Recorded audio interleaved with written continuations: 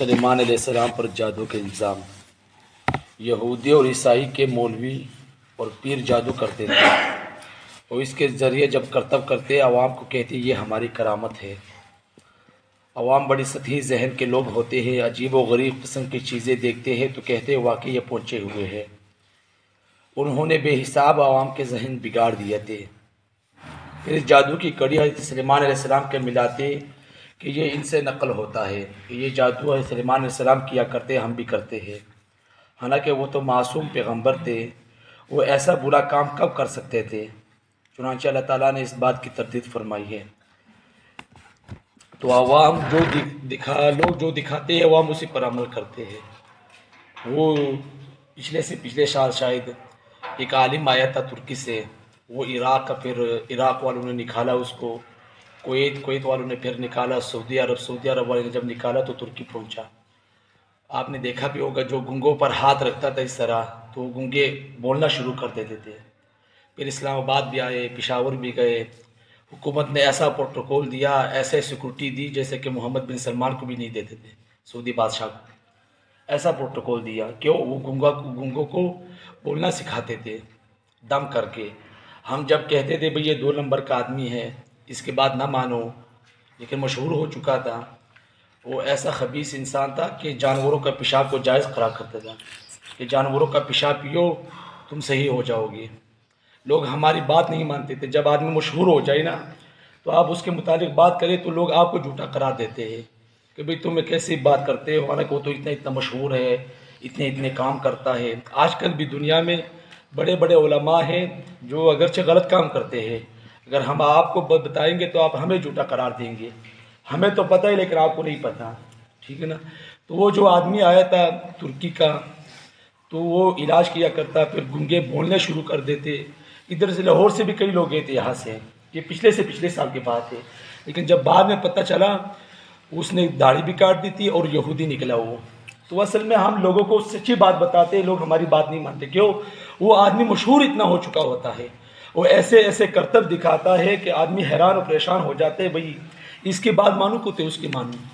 تو اسی طرح یہ بھی کیا کرتے تھے عیسائی لوگ، یہودی لوگ۔ تو اللہ تعالیٰ فرماتے ہیں وَاتَّبَعُوا، ان لوگوں نے پیروی کی اس چیز کو جو پڑھتے تھے جنات سلیمان علیہ السلام کے عہد حکومت میں۔ جب سلیمان علیہ السلام بادشاہ تھے تو اللہ تعالیٰ نے ان کو انسانوں، جنوں، جانوروں، پرندوں پر بادشاہی کا حق عطا فرمایا تھا۔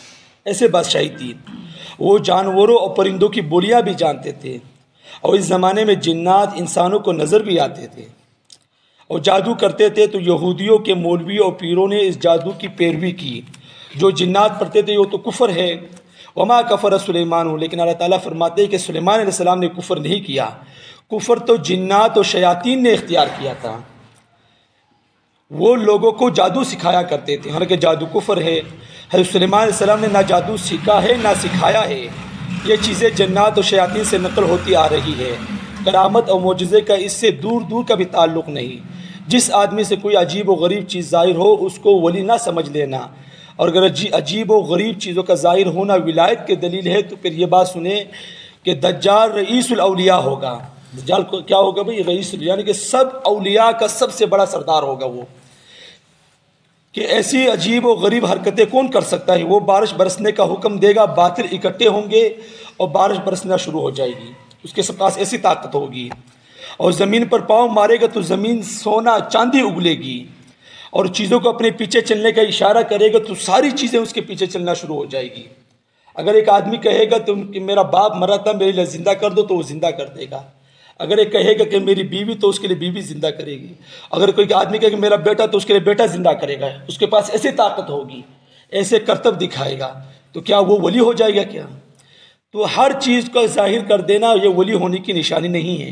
لہذا کسی سے عجیب و غریب چیزوں کا ظاہر ہونا اس کے ولی ہونے کی دلیل نہیں ہے، بلکہ دیکھیں گے مومن ہے کہ یا کافر ہے۔ اگر مومن ہے تو شریعت کا پابند ہے یا نہیں ہے، اگر شریعت کا پابند نہیں ہے تو پھر وہ ولی نہیں ہے۔ شریعت کا پابند ہے تو اس کے ہاتھ پر کوئی چیز خلاف عادت ظاہر ہو جائے تو پھر کرامت ہے۔ آج کل جب یہ دیہاتی علاقوں میں آپ جائیں گے تو اس کے نہ داڑھی ہے، بالکل شیو کی ہوئی، اور اس کا پپ اس طرح کیا ہوا اور لنگ کوزر سے اترتا ہے۔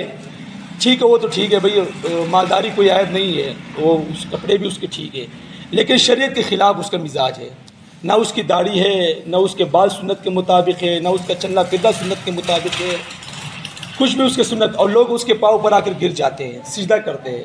تو ایسے پیروں کو دنیا میں بہت زیادہ ضرورت ہو چکی ہے لوگوں کو، اور لوگ اس کو مانتے بھی ہیں، لیکن ہاں یہ شریعت کے خلاف ہے۔